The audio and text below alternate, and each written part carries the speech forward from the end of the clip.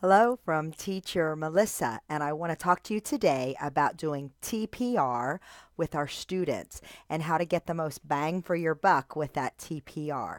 Now, if you're not quite sure exactly what TPR stands for, it is total physical response. And there's a reason that we do this.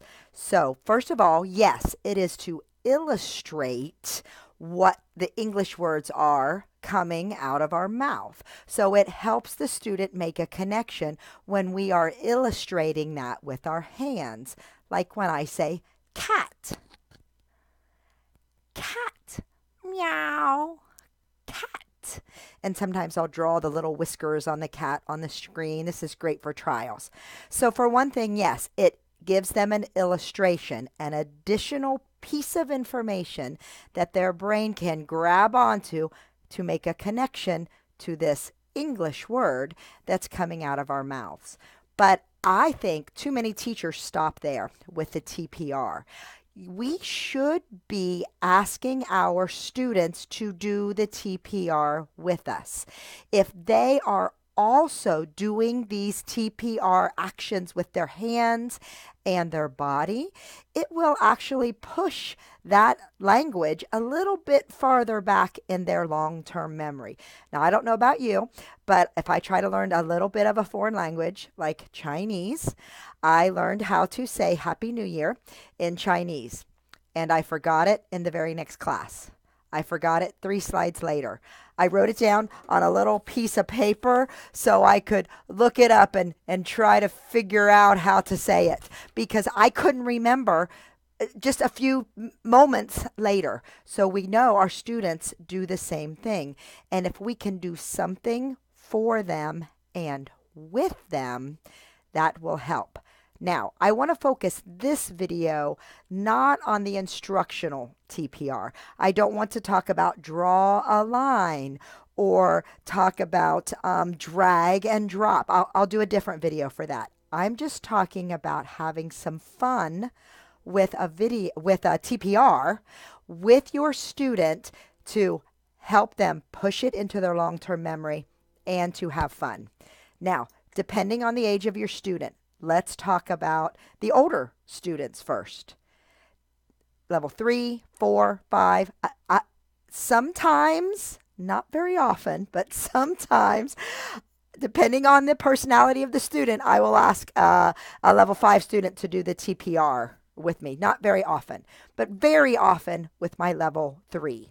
Okay, but they understand a lot more incidental language. So if I say, now I'm not teaching level 3 a cat, but let's just say I was doing cat with a level 3. I would say, cat, cat. The student says cat, and I say, oh, girls like this. You be a cat. Susie, you. Show me cat. And Susie laughs and goes, cat. And we go, meow, meow, cat. Okay, so that's a level 3. And I will say, you show me. Now, when I've got a level 2 or a pre-level 1, and they do not understand incidental language, and I don't want to do the incidental language because that's too much for their brain to process. I want to do just TPR. So let's talk about some of those trials and level 2 and level 1. Cat is always in there. So I'll go, cat, cat. They'll say cat. And I'll say, you, cat. Deer in the headlights look. Cat. They don't know what to do. Here's how I get them to show me. First, I just want them to show me their hands. I'll go, you. Show me hands. You. Hands. Now, almost always at some point here, they're going to put their hands up in front of the camera. I'll say, yes, you. Cat. Now, they can't do cat. They're doing all kinds. It's funny. It's cute. But they get the idea. So I say, show me hands. And I'll do this a little bit. Hands. Show me. I mean, I'll do this for 60 seconds. All right? Show me. And that will get them to put their hands up. It almost always works. Okay? Then we go to bed. Do something. I just go to sleep. Bed. Bed.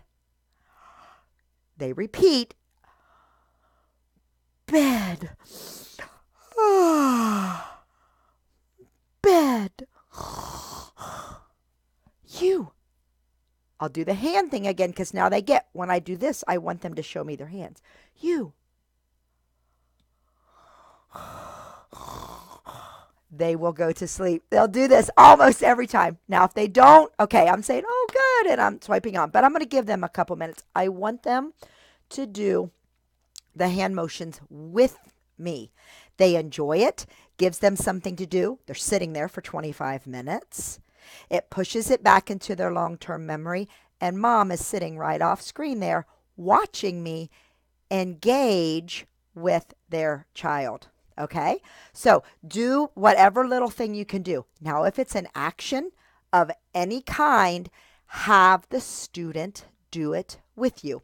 If it's jump, I underline the word jump. Or let's say hop. That's one, because rabbit hops, kangaroo hops, lots of stuff hops in our lessons. Say hop. Hop. And they laugh. And then I say, you hop. Susie, Susie, hop. And then I make Susie stand up, get out of her chair, and hop with me. Okay? We swim. You swim. Whatever I'm doing, I'm asking my student to do with me. Now, don't get lazy. Do this. Take the few extra seconds it takes to get a student to do the TPR with you. This is key for their language acquisition. It's key to put it into their longer term memory so they don't forget it a few seconds later. I will even give like a hint if they can't remember the word. What does a kangaroo do? And I'm shocked. They remember hop because I'm hopping up and down. It really helps to hook it together if they are hopping also.